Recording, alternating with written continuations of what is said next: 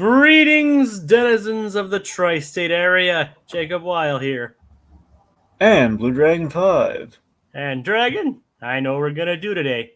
We're gonna activate the Recap-inator and discuss my favorite cartoon, Phineas and Ferb. That's right. In honor of the 15th anniversary and in preparation for the upcoming revival, I'm guiding Blue Dragon 5 here through the series, experiencing his reactions watching it for the first time, and reliving my summer memories throughout the years. Today's episodes are Run, Candace, Run, and Last Train to Bustville. So, Dragon, this is actually the first episode of Season 3. Get out! So, what do you make of that? Well, Jacob, sometimes you're watching a show and then you think you've seen it all, and then you know what happens? Another season? Yes, another season starts, and it starts with, you guessed it, episode 1 of whatever new season you're watching, and this time, it's the third time. Exactly. Yes.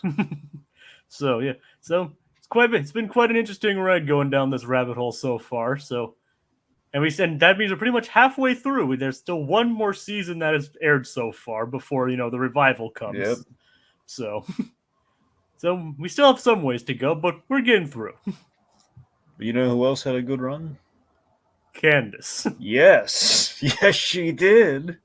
So now that leads us into the first episode, Run, Candace, Run. Of course,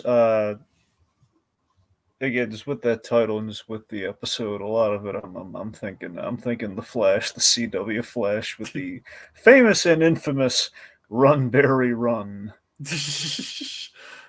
Yep.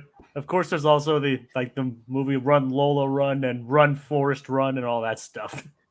Well, true, but I mean, come on. I mean, having Kavanaugh say it, Yep. Well, to be fair, everyone kind of says it in that show, but Kavanaugh said it best. How did he say it?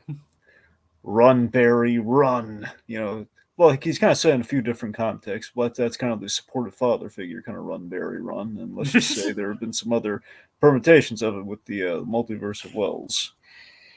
So he was being supportive when he said it? The first time, yes. Huh. Okay.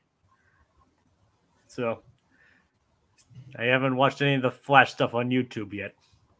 I know. Could Candace outrun Barry? No. No, she can't. Because it explicitly states in this episode that the shoes are not faster than light. Whereas Barry basically is faster than everything. Pretty much. At least in the comics, anyway, right, Dragon? Well, the show is, I mean, it's basically over time he gets that fast, so roughly same deal. I mean, I'm strictly speaking of based on the comics, but well, then yes, the comics he's the definition of fast. He is the new fast. Forget it's fast spelled FLASH. Be there in a fast. Yeah. So yeah, but next, so explicitly they would not be faster than Flash. True. Because as mentioned this episode later, they cannot run faster than light. No. Barry, he would make it to the end before the light even turned on. Pretty much. So speaking of which, Dragon, how did you like this episode? That was pretty solid. Admittedly, somewhat of a plot I've seen before, was eerily familiar. It's not helped by the fact that every time we do a character having super fast running shoes, we tend to do the whole basically the Dick and Jane kind of blank run blank run kind of thing. So it's like run Candace run Jimmy run. I mean technically, see Candace Run probably could have been another title for this episode. Yeah. But Run Candace Run does tie into the name of the song as well. So well, of course, it'd be really weird if it didn't. Yep. Right. But this was one. Admittedly, I think the Doofenshmirtz plot yet again stole the show. was the funniest part. Right. I think I like Candace's story here more than I liked it in the. Well, I'm conflicted because I loved one aspect of. It's not like dislike the rest of it. I'm saying I think one aspect of the Candace thing, the next one we're talking about, really like stood out in the whole episode. But I think overall, this one was more solid. As far as Candace plots, you mean? Yeah, as far as the Candace plot goes, if you compare the two episodes, it's like this Candace plot was like this was a really solid Candace plot, and then like, it's an okay Candace plot, which then has like a big like zenith kind of moment, and then like okay, I mean, this is speaking of which, this episode kind of does explore her dynamics with Jeremy's family a bit more. that is true.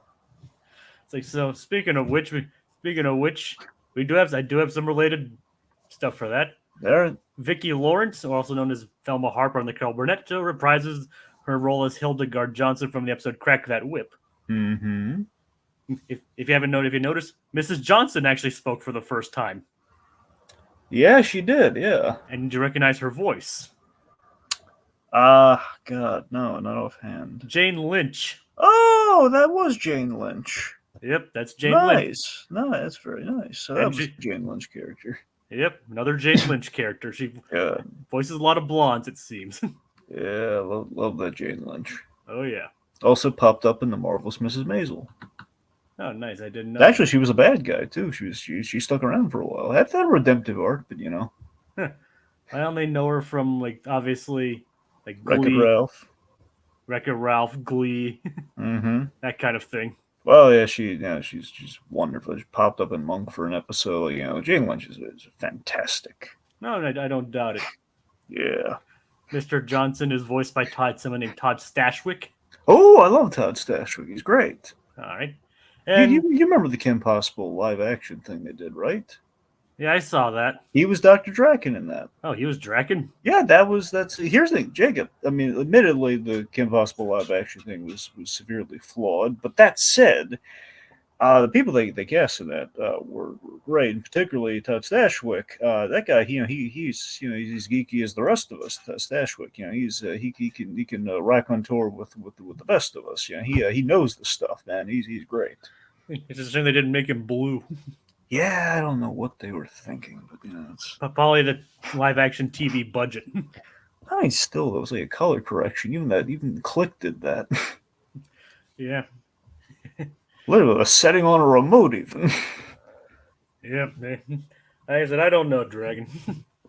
Don't be wrong, I love Kim Possible as much as the next guy. All right, anyway, point being, Todd Stashwick, I approve. But the live action movie, yeah. Yeah.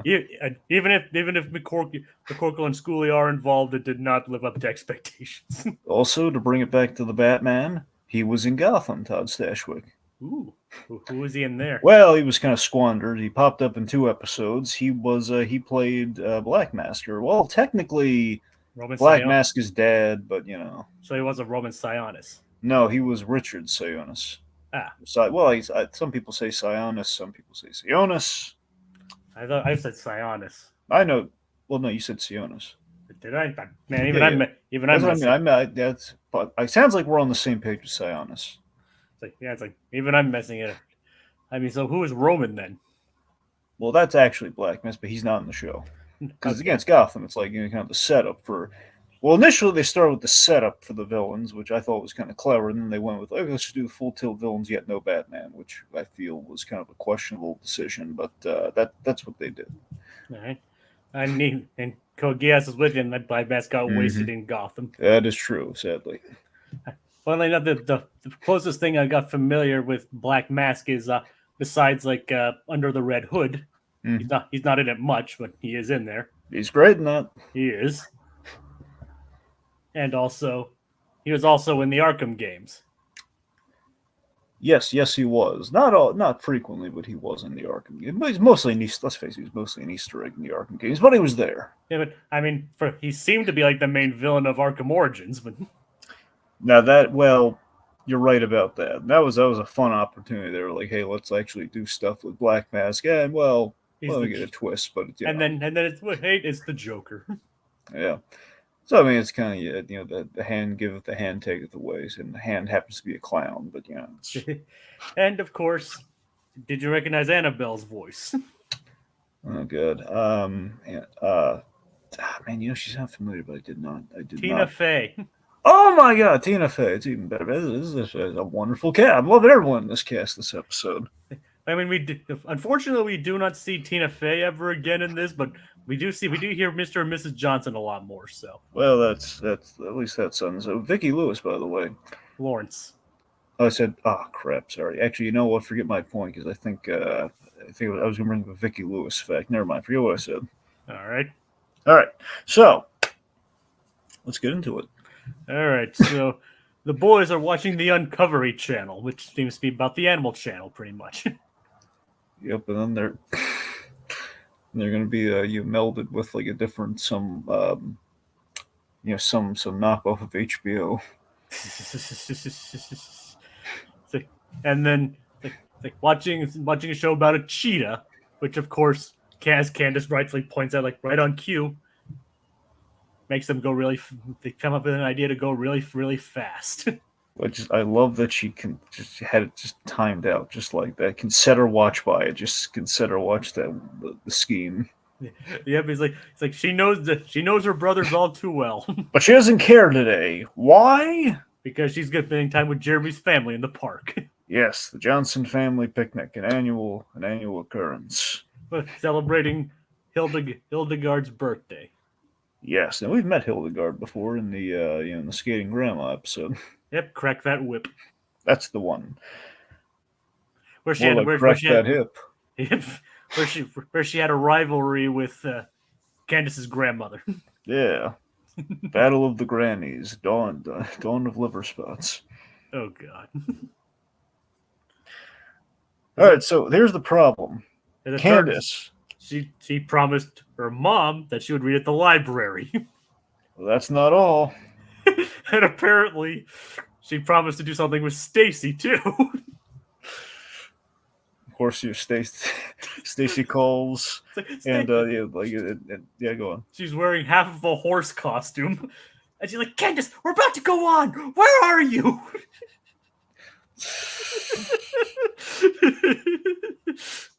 And we never find out exactly what was going on. Someone asked, like, was that Stacy? Who? Kelly. Wouldn't that be just a great inside joke for the revival? Just someone says, Stacy, who? Oh, yes. Kelly? No, Stacy. Oh, right. Who knows? Dan is active on the internet, so who knows? Maybe he's familiar with our work. You know what? Maybe instead of a revival, we should, or this is a backup for the revival in case it doesn't turn out. In case, with the expanding taste of the modern audience, we do a spin-off with Stacy. Like Cookie has suggested. Oh well, man, beat me to the yes. Exactly what Kogias anime fans suggested. Yes. So what exactly would a Stacy spinoff be like? That was what Kogias tell you. He has all the answers. Let him tell you. I mean, based on what we know about Stacy now at this moment in time. Well, Jacob, that's exactly the point. We know nothing about Stacy. We can learn everything about her. Trust me, we do learn. Something interesting does happen with her later on in the 4th season. We'd probably bring Coltrane into it. He'd be the Jeremy. Like, we never see him again. Wait, really? I don't believe so. Well, we mentioned Coltrane though. I think he was at the party. He was part of Jeremy's band, wasn't he? Yeah, I mean we see him in cameos, but we never hear him speak again. All right, well, poor Coltrane. Yeah. Your name amuses us. So. It's gonna be what's written on his character death bio in the writer's room. It's like, Coltrane, we really liked your name. We hardly knew you except your cool name. Pretty much. Like I said, Candace has stretched herself thin between the picnic that she forgot, and admittedly, would you overthink this? Promised mom she'd read to the kids at the library while Linda is organizing, the cookbooks. Yeah. Which, in hindsight, feels like, well, Linda, you could read to the kids and then organize the cookbooks after, right? Well, maybe Candace. Well, maybe.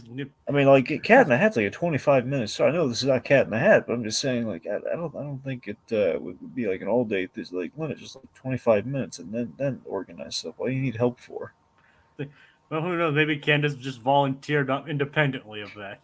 Well, even so, I guess the point, the kind of moral here is like sometimes you can turn plans down, and it's like, hey, Mom, you're fully capable of reading to these children, and I'm kind of doing a thing with the Johnson family picnic, so I'm gonna go. Well, And Candace. if you don't like it, teenager, I'm going. Well, Candace. Well, it seems like Candace didn't want to let anybody down in that regard. Yeah, but her mom constantly lets her down. Like every episode, even. If it doesn't mean It's like, Candace Mom, does. turn around for me. Just look. That doesn't mean Candace wants to. That's true, I guess. But I think the shoe's on the other foot. Turn about being fair play. It's like, you know what? I'm gonna. If she's gonna say she needs me for something, and I'm not gonna be there for her. I'm not gonna be there when she turns around. Like, but the funny thing is, she completely forgets about Stacy's thing. Yep. We never figure out exactly what Stacy needed her for. So, Well, clearly to be the butt of the joke, Jacob. well, besides that, no, but Candace didn't want to be a horse's ass today, did she? No, she did not, sir. Pardon my French. Yeah. This is a family show. Omelette du fromage. We can have innuendos, but I'm going to avoid cursing from now on. Yep. Omelette du fromage. Omelette du fromage. Only charm. That's the only charming French we like around here. Omelette du fromage. Or if you do, oh god, I swear to God, I was rewatching like the first couple episodes of Freakazoid recently. Okay. And this is in the first season. We have like little segments, and one of them was the conversational French with Freakazoid, and you know what it was called? Frenching with Freakazoid. Yes, sir. Frenching with Freakazoid. Innuendo entirely intended. Yep. To be fair, there's actually a lot of Frenching at the end of the pilot of Freakazoid. If you ever look at that, it's like that was cheap, shallow, and driven solely by hormones. Works for me. Dun, yep. dun, dun, dun, dun, dun. I'm the network censor. I don't approve. That was not in that episode. It's just funny. Yep, it is funny. Anvil falls on our head. Okay. We don't know how to end an episode. Just drop an anvil. Yep. You may think, why are they referencing that random anvil moment from Freakazoid that can't possibly tie in to this Phineas and Ferb episode? Well, folks, all I have to say to that is, stay tuned. All right. I'm looking forward to this Chekhov's gun. Yeah. It's a loading. So anyway, obviously this isn't like their most grandiose invention. It's not like huge or over the top, but I gotta admit, those running shoes are a pretty cool creation. And it feels like I've seen them somewhere before. And oh wait, I have. Where? Jimmy Neutron, The Adventures of Jimmy Neutron, Boy Jesus. Nah. You remember that episode, don't you? Because it was the one thing I kept thinking of that this whole episode. I was like, man, yeah, it reminds me of that Jimmy Neutron episode. Kind of fun. It's kind of funny how there's some kind of overlap there. Yep. See, wasn't that like called See Jimmy Run or something? I think so. And it's either Run Jimmy Run or See Jimmy Run. And didn't that end with him turning into a pile of goo? Yes. And he was being poked. I thought I remembered that clear. No, that's what happened. He ran so fast he turned to a kind of a living pile of protoplasm. Now that's disturbing. Yep, well, that episode of the Flash they did not do. So, fortunately, the Speed Force doesn't turn people to goo. No, just does other horrible things to them. Well, yeah, but doesn't turn them to protoplasm. He turns them into like basically walking zombies, like the Black Flash. But it doesn't turn them into goo. No, you're right about that. It doesn't turn them into goo. Speed Force. It doesn't turn you into goo. Does make you wonder what happened if Clayface got the Speed Force, but yeah, Oh God. I don't want to know. or Chemo. I don't even remember who Chemo is. I know you don't remember who Chemo is. No one remembers who Chemo is. We're just gonna move on. All right, but either way, like I still like the shoes nonetheless. Yes. Talking about like all the ways they created, and all the different testing they did, like racing against a dragster, Yeah. racing against a dragster, racing a squirrel, racing sound, Mm-hmm. and of course, as I mentioned earlier, racing light. My Which favorite thing with the super shoes, by the way, yeah, I love in their creation they have like this shoebox gag where like the box forms around to take the measurements and like the nerve response using like the tickle and everything. Is I love like little shoebox. I think it's cute. yeah, it is, yeah. All right. And the funny thing is, like, the boys aren't really the main focus of this episode. They just appear like in a couple scenes here, like to remind them, oh yeah, the show's about them. Yeah, I mean, let's face it. Cookie is probably right. The show really should be called Candace and the Doof. Well, to be fair, people do consider them to be the main characters of the show. Or Doof Candy, or Candy Doof. No. How about we move on from that? Yeah, let's do it. It's like, so speaking of the doof right now, Yeah. what exactly is Doofenshmirtz doing? Like, and where is he, Dragon? He's at Doofenshmirtz Doofenshmirtz Evil Incorporated. Now for sale.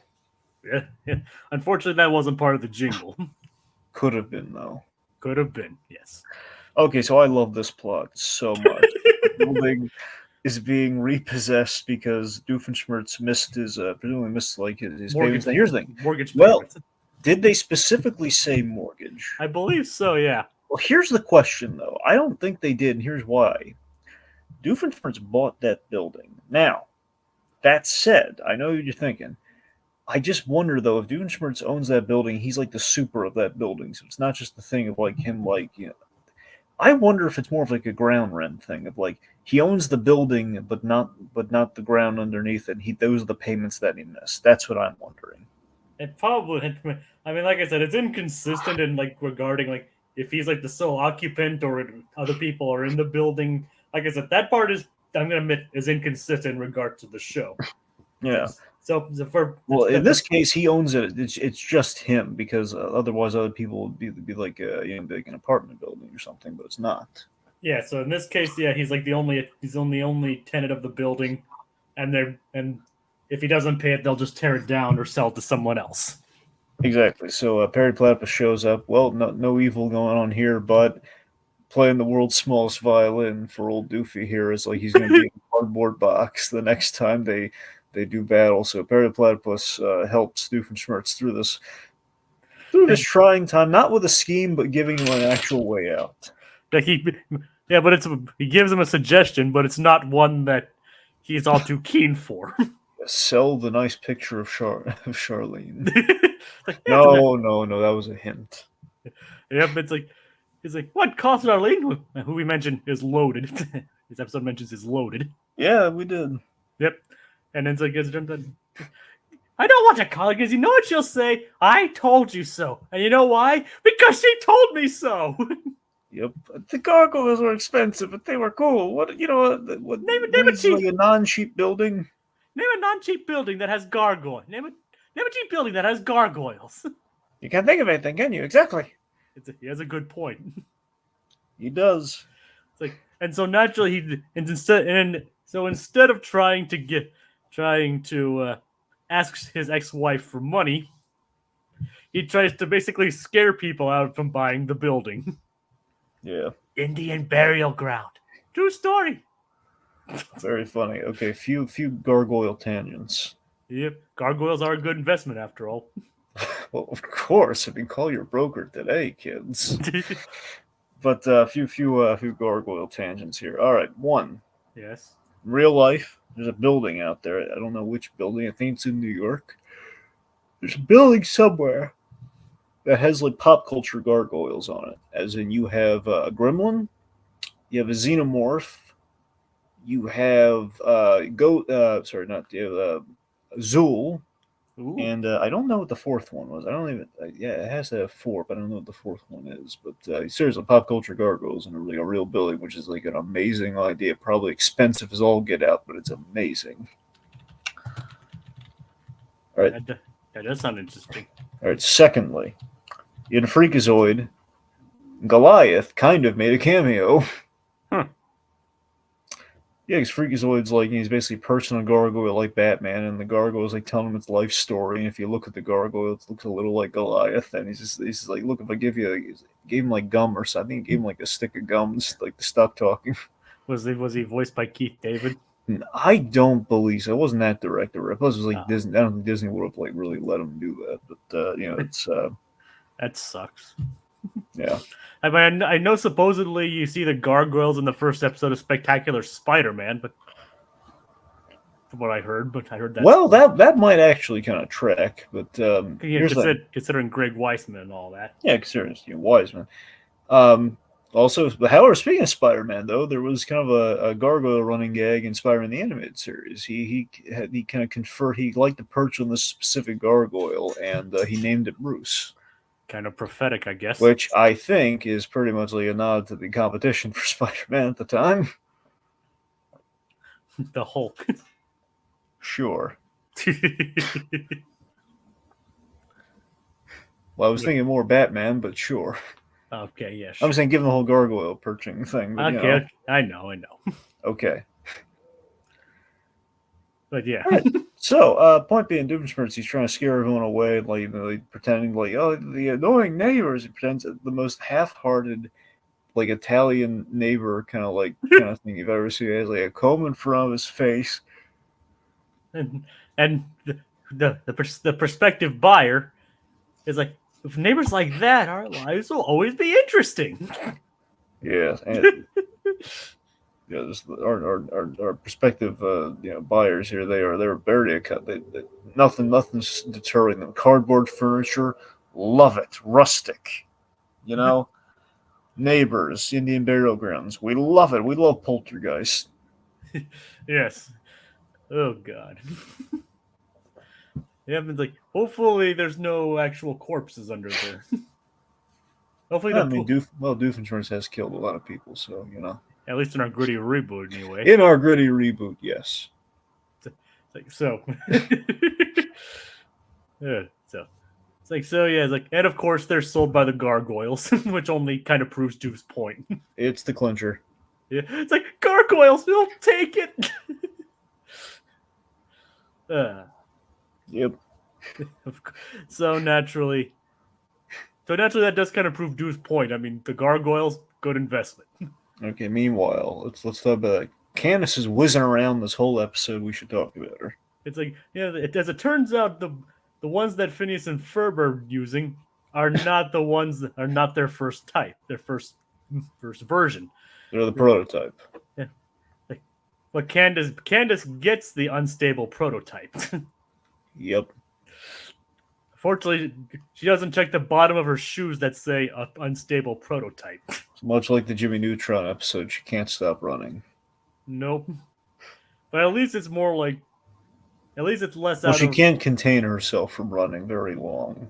It's like, and Jimmy was just like, I don't even remember what Jimmy's problem was. Just like his. Well, Jimmy's problem was, at a certain point, when he started running, he couldn't slow down enough to stop or even take off the shoes. It was they accelerated at an incremental thing. Like there's nothing to account for that. So he literally couldn't stop, and he had to use the what's the playground thing, like the little spinning wheel thing, like the turn like the merry-go-round. I know what you mean, like the turnstile kind of thing. Yeah, like yeah, exactly. So that thing, he kept going on that thing.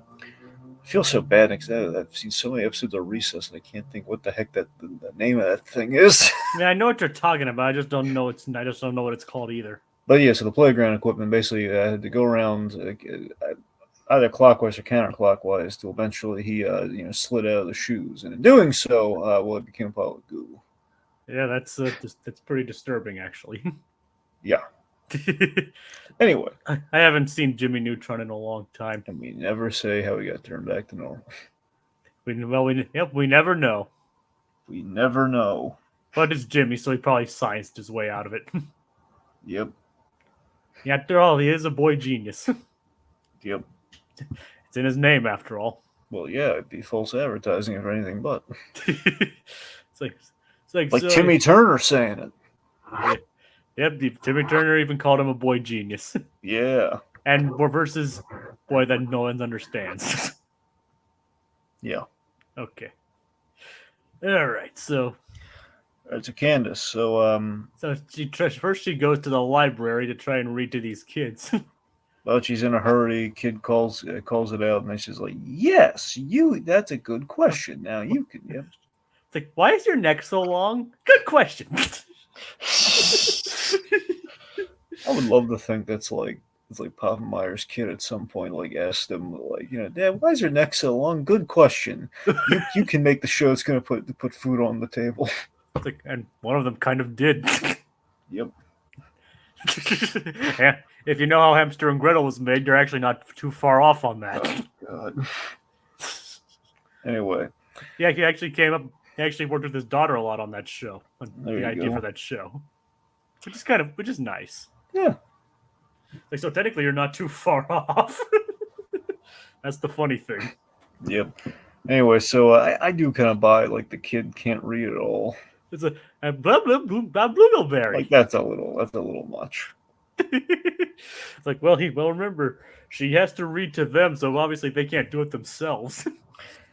I know, but it's like I get like if it were like I don't know, advanced reading or something. I don't know even if it was like if she went like slower during the reading, maybe I don't know, like sounding the words out versus like complete gobbledygook.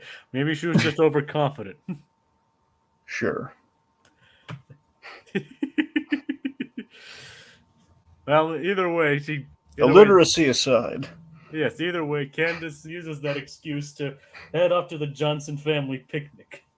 She meets Jeremy's family, and again, they're to varying degrees of success. Hildegard's like, I never liked you. Again, not so successful there. Susie, very much a grandma, the apple of grandma's eye in that regard. Yeah, it's like, Candace. Yeah. That's the only time we hear Susie this episode. That's all we need. We know she's terrifying. We don't need to overstate it. Yep. So, good thing Buford's not nearby. Oh, thank goodness, he'd be a quivering pile of goo.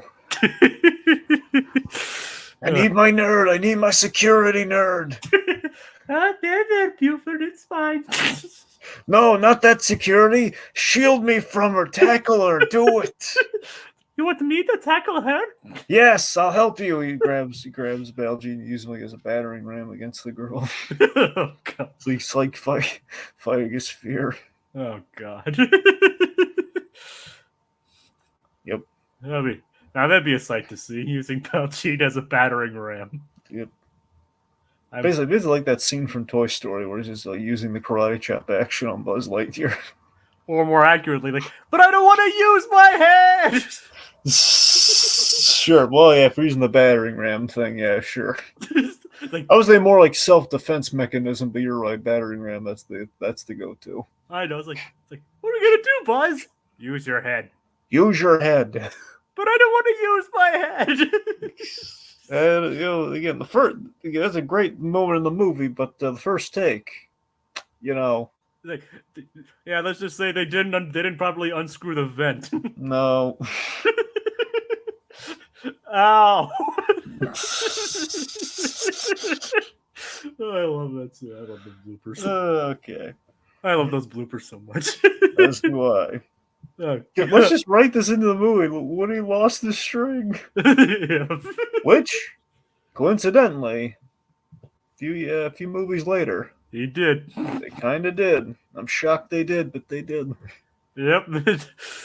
It was their plan. It was a long con, Dragon. It was a long con.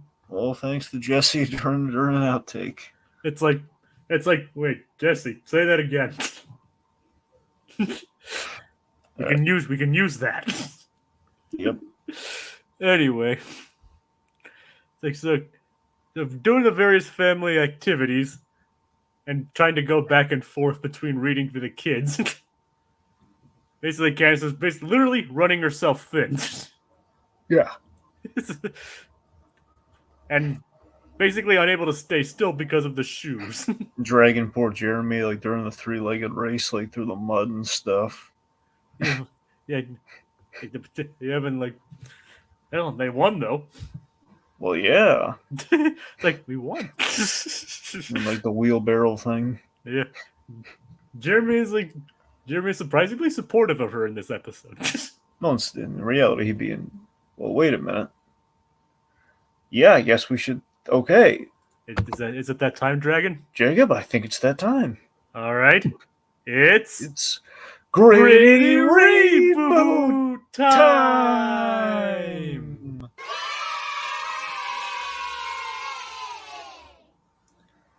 So, yeah, Candace, she, through no fault of her own, she mangles her boyfriend, her newly officiated boyfriend. There, she is like, hey, you sure you don't want to, you sure you don't want to be the legs? Like, no, I'm good with being the hands. And like, Yep.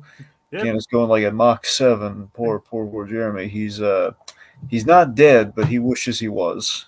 He's in excruciating pain.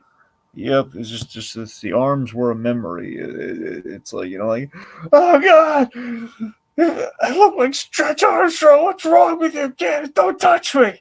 Don't touch me!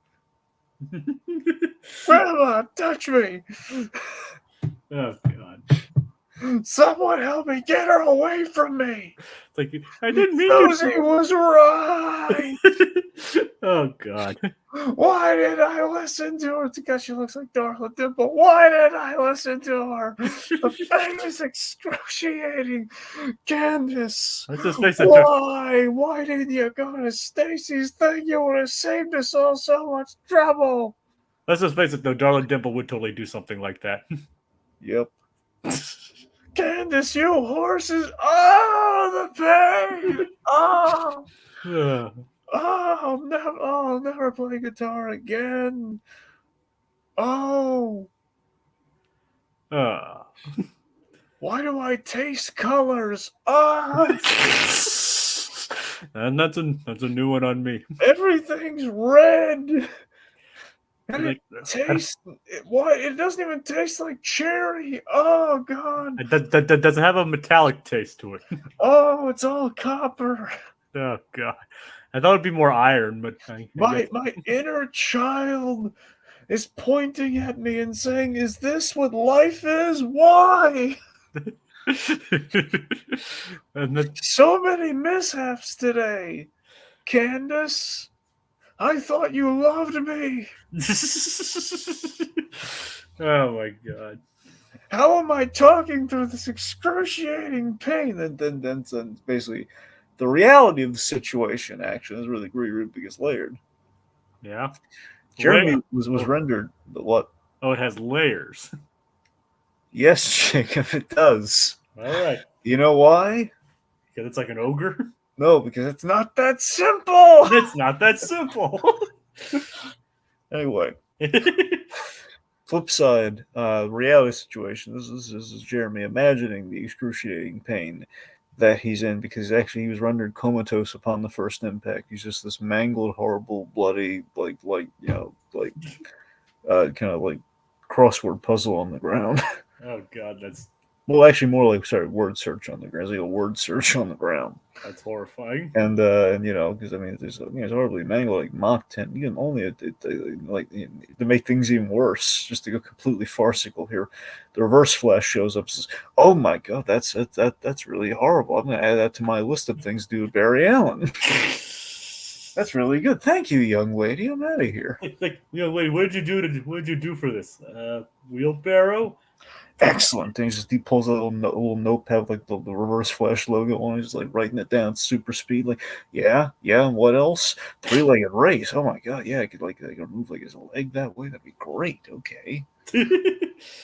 Oh god. Yeah. See. All right. That would totally be something the reverse flash would do. And we'll go back in time. I'll call his mother fat, and then we'll go from there.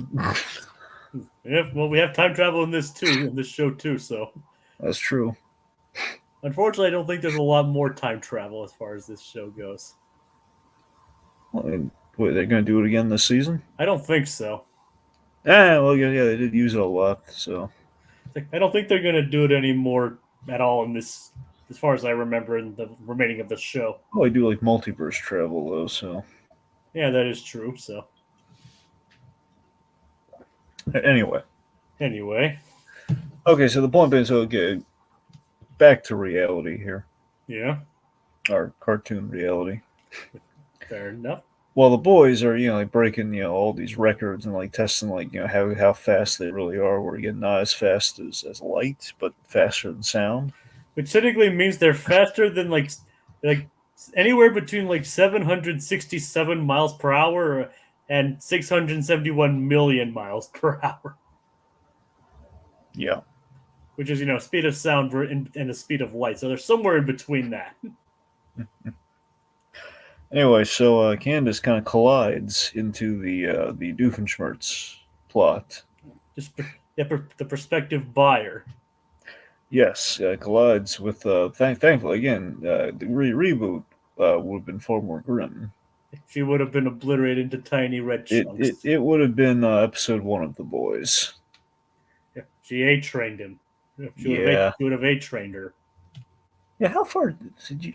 So you saw that scene from The Boys then? I've seen the scene in like reviews and things like that. I've never actually watched The Boys. I gotta be honest, that was the scene where I fell in love with The Boys. All right. Well, don't give me that silence. What do you mean? What do you mean? I just said, all right. I acknowledged it. Like that's where you fell in love with The Boys. Yeah. Okay. I mean, I haven't seen the rest of The Boys. All right. All right. That's it. That's it. I just don't have anything to say regarding The Boys. I've caught up on Invincible, but I haven't seen The Boys. Okay. But Anyway. but I am familiar with the scene where A Train runs into Howie's girlfriend. All right. Because it's also in the comic too, if I remember correctly. That's true. But I am familiar with that scene, Dragon. Yep. Anyway, so again, Candace does not like plow through Annabelle. Thank goodness. She ends up she's just carrying her to the picnic after destroying it. But as it turns out, the person that she carried was the Johnsons' long lost missing member, Annabelle. Okay, we gotta kind of rewind on this too because we're gonna need the banner again. Which banner? The Gritty Reboot banner. Gritty Reboot. Okay, so in all seriousness, it's really messed up that the Johnson family has a shrine to Annabelle where they lost a family member at one of these family reunions and they don't talk about it. Well, apparently they lost her because she took a job hanging anvils. Well, did they mention that? Yes. No, I know she mentions it later, but I'm saying they mentioned that in the episode. No, they don't mention that explicitly, but well, that's what I'm saying. As far as we know in the episode, until the ending, she was. Well, was she here when was she at the picnic when she got lost? You think, or was that just left completely ambiguous? I think that from what I remember, it was ambiguous. So it's the fact that there's a lost member of the Johnson family, not dead, just lost, and it really painted the picture that man, they had one of these picnics and he's lost her. How dark and ironic is that? Yeah, very ironic. Everyone's supposed to be coming together, and unless we lose someone. Anyway, so here's something. Yeah. So again, we Annabelle rescued. Well, Annabelle is kind of incidentally reunited at the reunion. The Johnson family. Yeah. To be fair, it's more birthday reunion, so I actually thought probably saying reunion, but it's pretty close to a reunion, but sure. Anyway, so we reveal that Annabelle, that the prospective buyer is Annabelle, the missing Johnson family member, and the grandma here, Grandma Hildy. She's got the Johnson family eyes. And the family nose. Yep, and then the birthmark, which is a J on it, which is really convenient. Yeah. Yep. Now here's the thing. And Her eyes, and this ties to the Gritty reboot. yes, Okay. her eyes do not match. Like all the Johnson family have like light blue eyes. Her eyes are green. Okay. I initially, I gotta be honest, for a moment, I was kind of thinking, a Gritty reboot sense. I mean, we provide evidence later on. The birthmark's kind of hard to refute, but still, doesn't it feel like Grandma Hilly might just be losing it? She might have just thought like, oh, okay, so she's, she must be, Annabelle in reality. Like maybe Annabelle, this perspective by her is just really nice, and just played along, not to disenfranchise these poor people. Because I think she doesn't have the same eye color. It's a ridiculous coincidence. And the Landville factor. Maybe it's like the Majestic. Maybe it's like she thinks she's like she's the long lost child. In reality, she's a communist. So you're just calling people communist, huh, Dragon? I mean, the Majestic. He's literally a communist. I know, but in this case, In this case, yes. there's no evidence to support that she's a communist. Well, I'm just saying for the Majestic comparison. I know. I haven't seen that movie, but I'm assuming that's what you mean. Honestly, I forget exactly. I remember he was either affiliated with the Communist Party or he actually was a communist within the Communist Party. That I can't recall, but he went to court and everything. We did the McCarthy trial and everything, so I forget exactly where they landed on the resolution there. But yeah. Anyway, point being, yes. I mean, what do you think? I mean, it's pretty. I guess pretty straightforward. She probably is Annabelle, but I'm just saying, why green eyes? I don't know, Dragon. I'm saying literally, it's just she has the Johnson family. As we look around, all the Johnson family have blue eyes. Do they? Yes. You tell me. Is there any Johnson family without light blue eyes? Well, Hilda's is kind of more like a opal kind of color. Like Okay. Don't get Samantha. Are they light blue? Are they blue? they're actually. If I'm looking at, it, they're kind of closer to green. I can't even tell what Mrs. Johnson's eyes are. I don't know about that, man. I could have sworn like her eyes are blue as well, like Hilda's. It's like I'm not sure, Dragon. All right. Anyway. I just chalk it up to character design. Okay. Anyway. Okay. Point being, unexpected family reunion. Candace is a big hit. Things have worked out. Yeah. And yeah, Doofenshmirtz. The building again. Now the building's not going to be sold, which means it's going to be torn down. So Doofenshmirtz has no other recourse but call Charlene. Call Charlene, who over the phone says, "I told you so." It's like, yeah, you told me so. Yep. And Candace is, and even Hilda now accepts Candace into the family. Be good to her, Jeremy. She's a keeper. There you go. Which is a good. Aww. Yep. Unfortunately, we never see Hilda again. Do you think they killed her off? Well, no, I don't think so, Dragon. I think she just had a rollerblading accident off screen. Oh wow! I mean, you said so she is killed off. I mean, I said off screen. Oh man, you sick puppy! Oh wow, you murdered her. I said accident. I said accident. Oh. I didn't say she died. You're the one bringing. Hey, you said accident off screen. It's like, yeah, she got injured off screen, and she didn't. Oh no, you didn't say injury. You said accident by accident. I think you pulled a pin from those rollerblades, Jacob. And accidents where people get hurt. They don't have to die in an accident. And you said we never see her again. Like she's off screen and recovering from her injuries. Do we ever hear her over the phone? No. I think you killed her. Why are you putting this on me? I don't know. I don't know. You said you're coming with an alibi here, Jacob. Like you can't prove anything.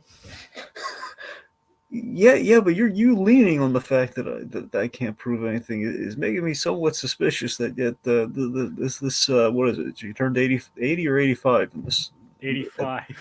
This 80, you've mysteriously disappeared. This 85-year-old woman from the show.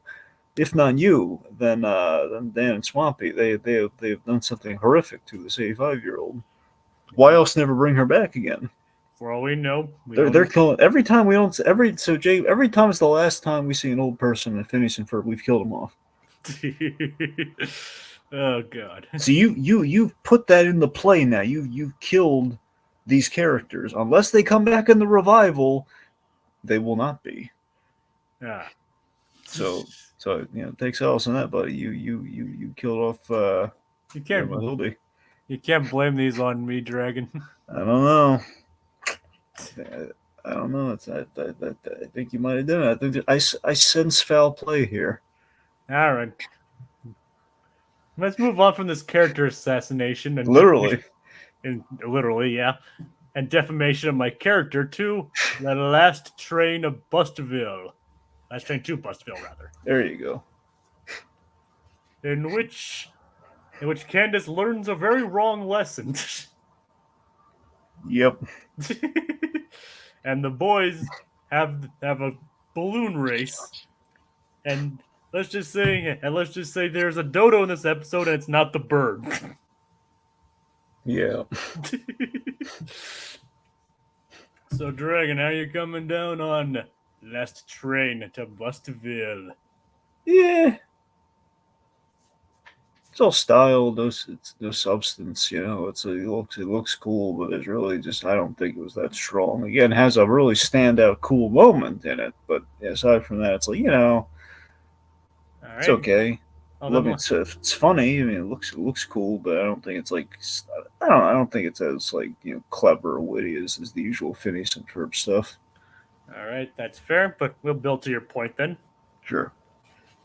It's like, so they're back in the woods visiting Grandpa Clyde and Grandma Betty Joe. Yep. It's like Phineas wonders what they're gonna do, and then Candace like, I'm probably gonna try and buzz you boys and fail yet again. It's like, check it out, Ferb. Candace already knows what she's gonna do today. Phineas has no idea what kind of pain he causes with his words. And again, it's kind of getting into that SpongeBob territory where how much of it is just pure, just blissful ignorance, and how much of it is like he knows what he's doing.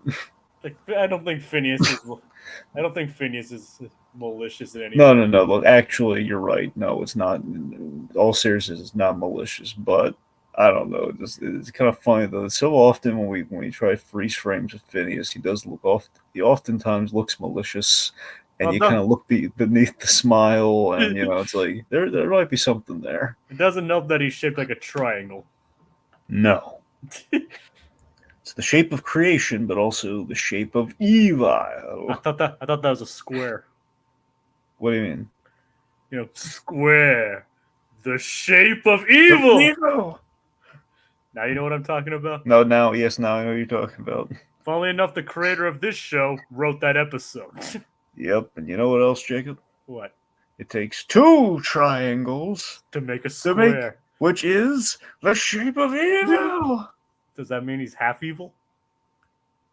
Yeah, pretty much. There you go. So that's our math. That's math for you, folks. Yep, two Phineases equals world domination. It's like evil. It's like that's geometry for you, folks. Yep. So we have a Rocky Horror reunion in this episode. Oh boy. It's like, because Grandpa Clyde and Lawrence are just sitting in the living room in silence.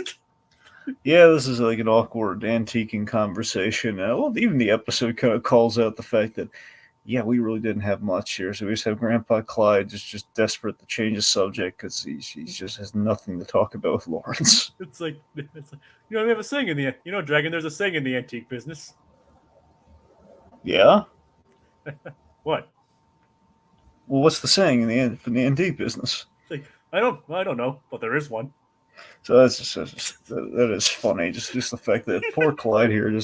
Again, we're having kind of that Batman Chief O'Hara thing, where it's kind of like the son-in-law kind of son thing, where it's like the son-in-law father-in-law thing here, where it's. I don't. Yeah. It's not dislike, but it's it's just like lack of common ground in this case. But still, it's a little bit of like Batman secretly hates Chief O'Hara in '60s Batman, so there's maybe like a little bit of like discontent there. Of like, I mean, I love Linda. I don't know what she sees in this guy. Well, do you know who knows what Linda sees in Lawrence? Lindana, Linda, yes. Linda sees sees something in Lawrence, and but that's not all. this episode. But that's all that matters, right, Dragon? Yep, That's all that not, matters. that's true, but she doesn't see that this episode. She doesn't see much of anything in this episode. That is my point. Yes, she's blind as a bat, wearing very nearsighted glasses. Because normally she wears contacts, but Yeah. it's like so it's kind of highlighted that their mom has terrible eyesight. Yep. And even tries on Grandma Betty Joe's glasses, which is kind of a funny look on Linda. It's like, wow, everything's all different kind of blurry. Yep. It's like so in comes Glenda, voiced by, thinking of Toy Story, Joan Cusack. Nice. Yep. Like, did you recognize the voice? I'm not gonna lie to you, okay? I did hear the voice and I did wonder, there's no way that's that's Joan Cusack. So I am stupefied here though. Oh my god, that was actually Joan Cusack. Yep, it was Joan Cusack. Yep. They got her for Glenda. Mm. I'm old. Yep. It's like, and we have an interesting revelation about previous characters that appeared in the series. Yeah. Those pesky Wilkins brothers. Remember them? Yep. She's their mom. There you go. Like, remember to clean your room. Yes, Mom. Fun fact, I don't know if I actually mentioned this when in the previous episode they appeared, just passing through, but they're actually voiced by Tom Wopat and John Schneider, who played Luke and Bo, respectively, in the Dukes of Hazzard. Nice. Yep. I don't know if I mentioned that in the episode they were in previously, but fun fact now. So they got the Dukes of Hazzard to play the Wilkins brothers. So, Dragon, who exactly is Glenda anyway? Linda is a train conductor. Yeah. He basically is making her last run before the train gets decommissioned, and she's going up this impossibly high, like, what is it, Gerhard Summit? Yeah, Gerhard Summit. Gerhard Summit. And anyway, so she basically says it goes on this whole speech about like not all the time she could have given up and she didn't give up. Emphasis on the give up part of the word. Like, all Candace is like blah blah, give up, blah blah blah, give up. And we have this great edit during the whole scene where we keep seeing Candace seemingly getting inspired, and then we reveal all she really took away from was give up, which is the light bulb moment. I'm just gonna give up on busting my brother, which would be the healthy way for her to go about life. Yeah, pretty much. So I love the mixed moral. Here's my favorite part of the episode. I love the mixed moral about giving up. Especially of like the song of it. Yeah, I expect the song's the Zenith. The song is fantastic. It's like totally. It's like obviously a satire of that kind of thing. So I love this. So I love everything about the song. It's this idea that Candace, again, she would be so much better off if she did in fact give up. And that's kind of like it's the weird moral. If we just like encouraged her, like, yes, kids, in this case, give up. In this case, it's not give up. Basically, unhealthy pursuits. Yeah. Anyway, so Candace, because Glenda said give up a lot, she's kind of inspired and kind of rallies a whole bunch of people with this whole like song about giving up. Which I got to be honest, a part of me was thinking like Kevin Smith would love this. I'm not saying that like a pointed way. I'm just saying Kevin Smith is like eloquently, just kind of going on about like the silver linings of failure in life. Oh yeah. And I guess in this case, I'm taking a leap there. That you can going from like failure to giving up, or like giving up in the pursuit of failure, not having it be the end. I don't know. I kind of look at that as perhaps Is that because he guest starred in an episode, or is it? I'm not saying they directly are doing that. I'm just saying that No, I no, no. think I'm just saying, are you bringing him up because he guest starred in a previous episode? I mean, kind of. I mean, Kevin Smith's always on my mind, Jacob. So there's a little bit of Right. that. But I mean, on the side, I mean, yeah, he did show up in Phineas and Ferb. That's why I'm tying it in. But All yeah, right, I just wanted to make sure. it's a little both. I mean, I probably would have mentioned me if I didn't see him in the show. But you know, Yep.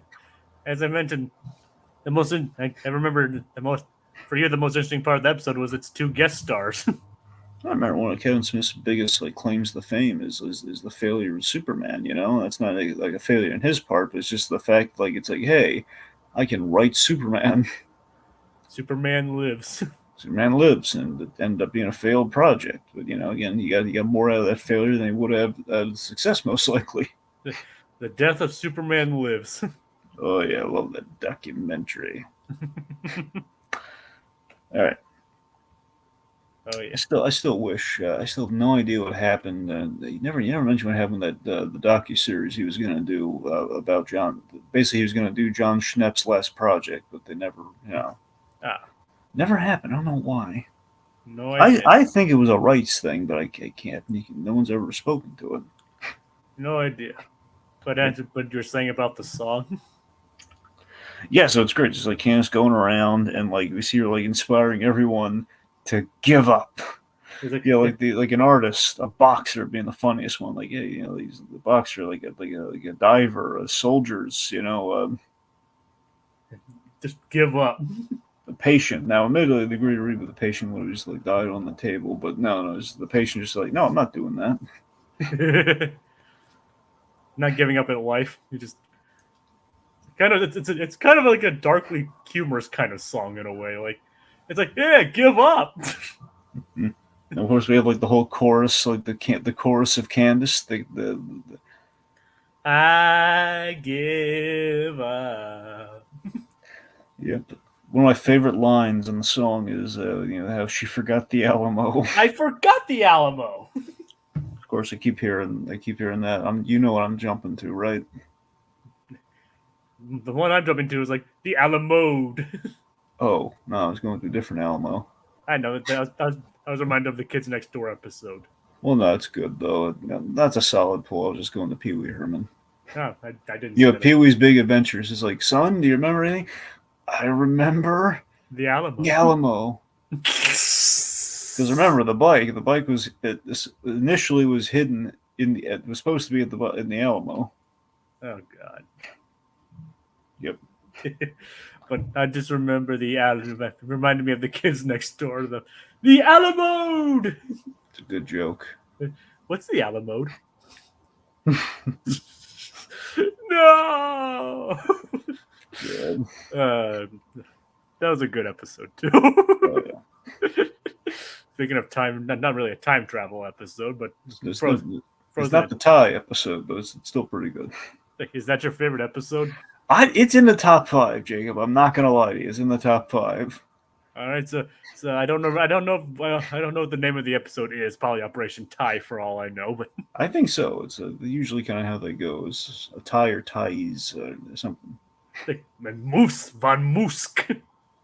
God, I love Jim Cummins. He brought a tear to the eye in that moment there. You know, he just self-sacrifices, and then just number 1 saying, like number 4 saying, "Who was that?" A comrade. A comrade. Like, oh my God, it's like number 1 just summoned all the Patrick Stewart energy he could in that moment. Yes, the only adult outside of number 0 that he ever respected. Yes. Oh my God, like that. Fantastic. Who would you say is your favorite episode of Kids Next Door then? God, I don't know. I'd have to. There's a number of really good ones. I know some of my fond ones are like there's that. I love the one where number 2's like, you know, he's the chili dog pilot episode. That's a good one. The Ace. Yeah, the Ace. God, the asparagus one's pretty good too. Do you have asparagus? That's what I'm saying. I love, honestly, what really does it for me, Codename Kids Next Door, these moments of like just genuine pathos amidst the ridiculousness, where you have that, you have like the moment where like Sticky Beard saves number 5 as she's like drowning, like the Jaws like situation of it's so desperate, like and dire, the asparagus is coming right for her. And it just like, again, she's so doomed, and you know, like these little very artfully directed. It's a very ridiculous show. I mean, the finale of season one's always really strong. I mean, that's the thing too. where number one gets turned into an adult. Yes, and like them going against like the big Darth Vader introduction of Father. I mean, there's a lot going on. There's a lot of good ones to point to. There is indeed, but we need to do like a whole show on that one of these days. Yeah, one of these days or something. Yeah. And when's the anniversary of that? I have no idea. It was Plus, then we have to get into like, I don't know if the pilot counts for that or not. It was in 2002, so we're kind of off the mark. Was that the pilot though? I believe so. I don't know if that was like the first. Well, the actual pilot, as the pilots aired in 1998. That's the thing. I don't know if that counts. In 2001. Yeah. But if we're talking about the actual season one, then it's 2002. I meant like no pee in the pool. Like that one. That's the pilot. And No Pee in the Ool came out in 2001. Okay, well there you go then. All right. Either way. Anyway, point being, a lot of good Kids Next Door episodes to point to there. I mean, I'm sure I'm probably forgetting in the moment. I'm forgetting like some really good contenders, but honestly, with Kids Next Door just kind of jumped to like some of the go-to moments. Anyway, so great song about giving up. Meanwhile, the boys having a balloon race. Nothing really. It's very kind of wacky races sort of thing. Yeah, it's like so. Dragon, how exactly did they get the idea to do the balloon race? It's like Ferb and I were just talking about the time you built the balloon and won the most famous balloon race in history. Tell that story again. Well, I went out to the barn, I built the balloon, I won the most famous balloon race in history. He makes history come alive. God bless Grandpa Clyde. Yes. It's a very riveting story, isn't it, Dragon? I mean, Jacob, I don't know about you, but the part where he went to the barn, I mean, that was like crossing the threshold, man. It's like it has a beginning, a middle, and an end, right? Yep. The beginning, he goes to the barn. The middle, he built the balloon. The end, he won the race.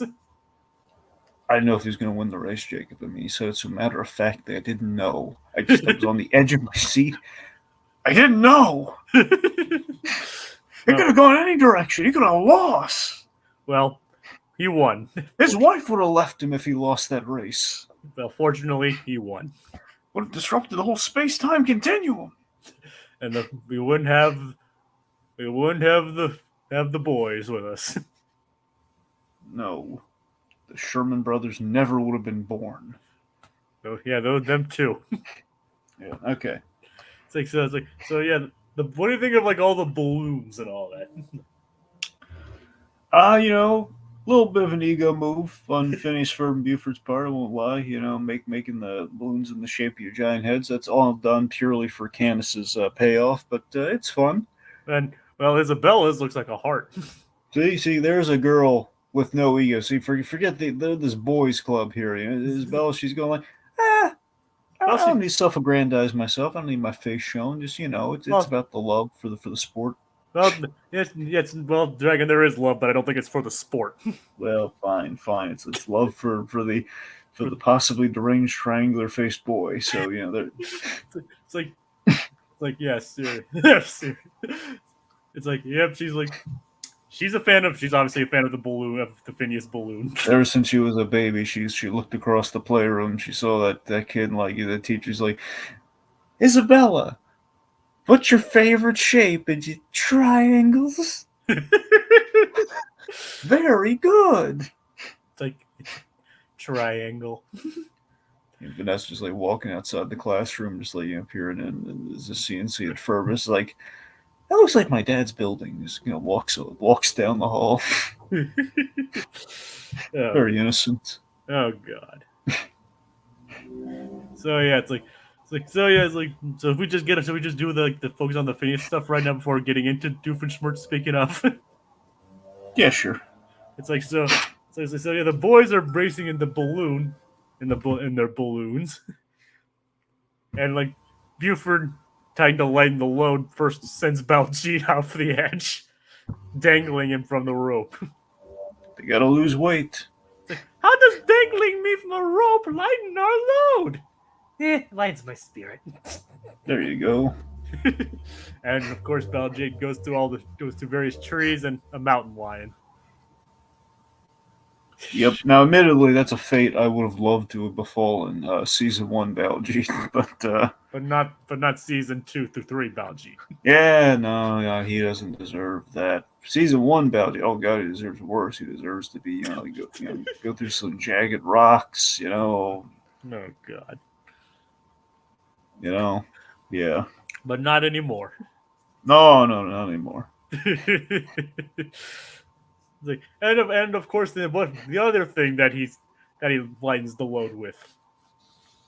What is it, Dragon? But there's a bunch of stuff out. Including a marlin, including a swordfish. Why did you It's a even bring? marlin. Why did you even bring the swordfish? It's a marlin. There you go. And of course, it being a pointy nose fish pokes a hole in their balloon. Yep. Way to go, Buford! You played yourself. He deflated his victory. Yep, and of course those two just join Ferb in their balloon, in his Basically, balloon. so they don't die. They jump into the other balloons. Yep, they jump into Ferb's balloon. Yep. Eventually, Phineas himself is having trouble. It's almost like, what you doing over there? It's like, my steering's a little bit loose. And he turns around, and she's suddenly in his balloon. It's like, admittedly, that is a bit freaky, wouldn't you say? It's impressive though. Yep. It's like it's like you can tell for a moment he's like staring. He's like, how the heck did she get over here? Yep. It's like, Isabella, how did you get over here? Love? What?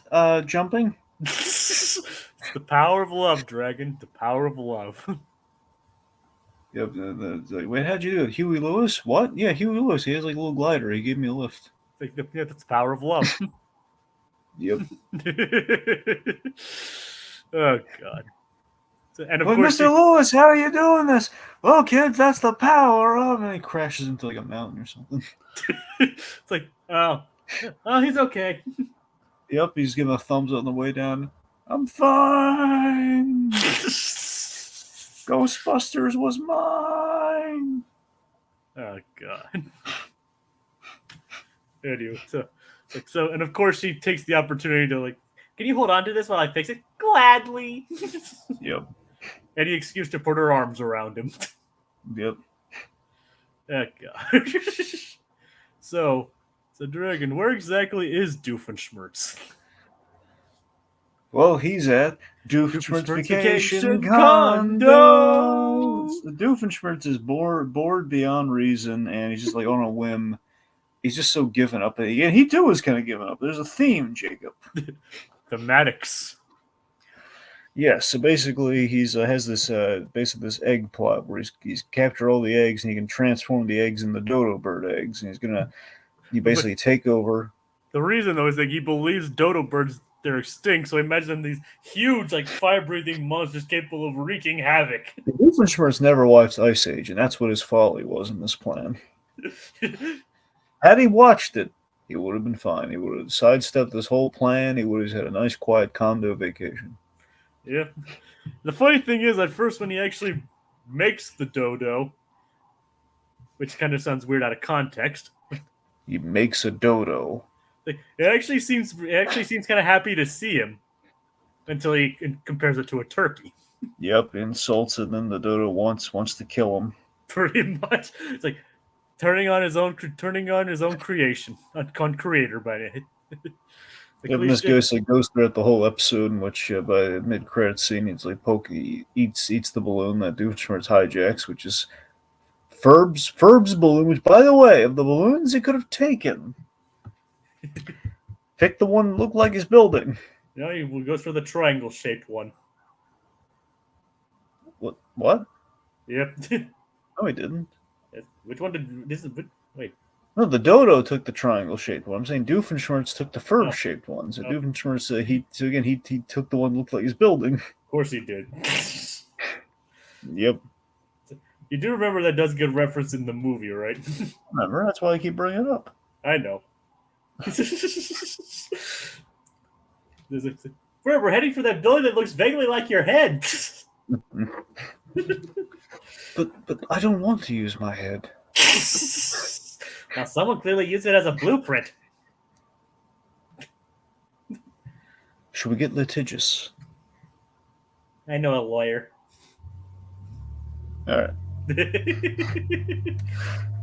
Okay. Anyway, so Candace, meanwhile, there's a runaway train. You basically Like she's like basically thanks Glenda for her advice on giving up. So basically, you took my advice that you should never give up to just give up. well, you said it a lot. I did. It's like, I guess you're right. Oh well. So she kind of gives up in the moment there, and then Candace sees, okay, I see what you're doing here. It's a life lesson. You think you forgot the coal. You're probably sitting on that little metal box there. And there was Candace is like saved the day by dismantling the whole wooden train and fueling the fire to get him to Gerhardt Summit. Yeah, it's like what's gonna happen to this train when you're done with it? What's gonna be sold for scrap? Why? No reason.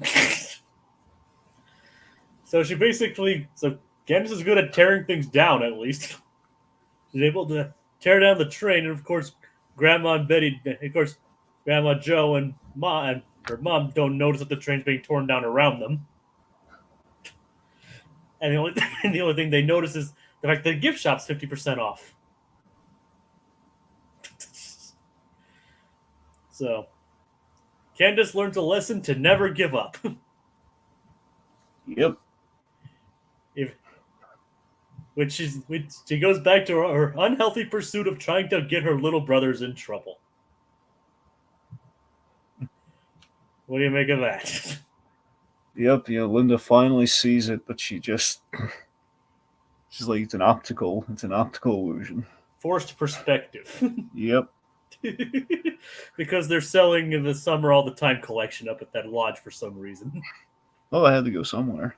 Yep. She was like, why do they sell these everywhere I go? Very convenient. Yes, very, very convenient. At least it's not a random satellite this time, though. That's true. I mean, whenever there's beams involved, there's always some kind of satellite or mirror to bounce off of. At least this time it's forced perspective. Yep. So speaking of the boys, they actually see the dodo. And they cross it off their to-do list. And what does that leave, Dragon? Well, that leads to the Museum of Biological Oddities. Oh, yeah?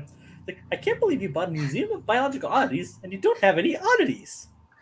So Doofenshmirtz crashes through, which not quite the oddity they're looking for, and then the dodo. There it is. It's not like she's on board now. She's on board with it now. It's like, yeah, because remember, like in the previous episode, she's like, what do you think? $1 million is going to fall out of the sky? That's not how it works. Well, how does it work then? She's getting the hang of it. One of these days, she might be able to enact it. Who knows? Yep. It's like, what did you think? A dodo's going to fall out of the sky? It turns out, it does. Yep.